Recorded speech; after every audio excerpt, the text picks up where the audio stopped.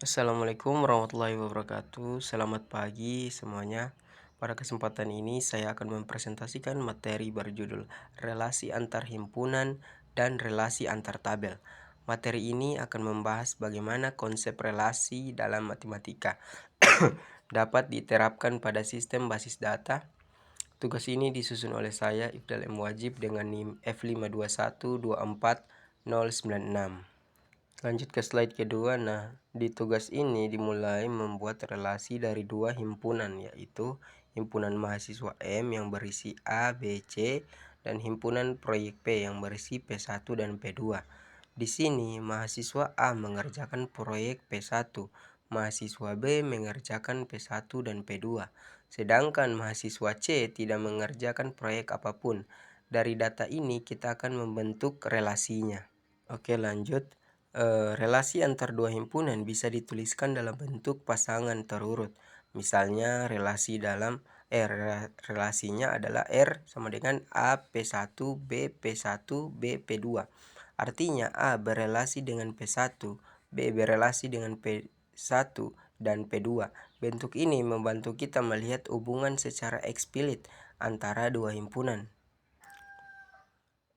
Selain dalam bentuk pasangan terurut, relasi juga bisa direpresentasikan dalam bentuk matriks.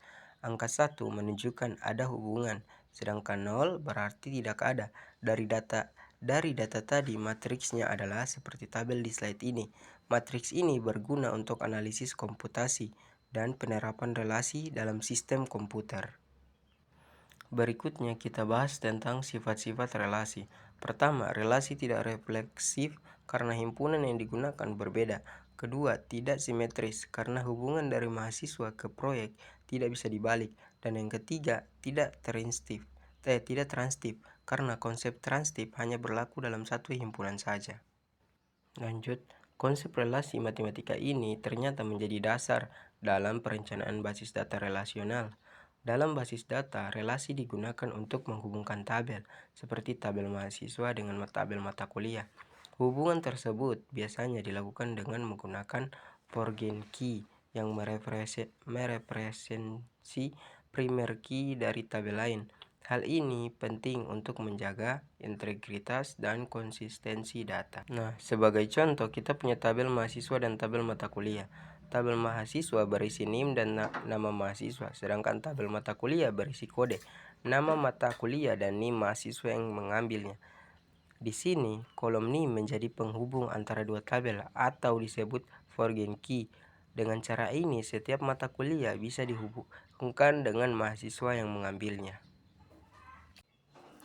Secara konsep ada 3 hubungan utama relasi matematika dan basis data. Pertama, himpunan diubah menjadi entitas atau tabel. Dan yang kedua, relasi antar himpunan diubah menjadi foreign key yang menghubungkan tabel. Dan yang terakhir, sifat-sifat relasi diterjemahkan menjadi constraints atau aturan integritas data dalam database. Oke, kita masuk ke slide ke-9. Di sini pemahaman tentang relasi sangat penting karena banyak manfaatnya. Dengan memahami relasi, kita bisa mengolah dan menyimpan data dengan lebih efisien. Data juga bisa dicari, dimanipulasi dengan cepat tanpa redundansi berlebihan. Selain itu, relasi membantu meningkatkan performa sistem dan kecepatan akses data. Oke, kita sudah masuk ke slide yang ke-10, yaitu tentang kesimpulan.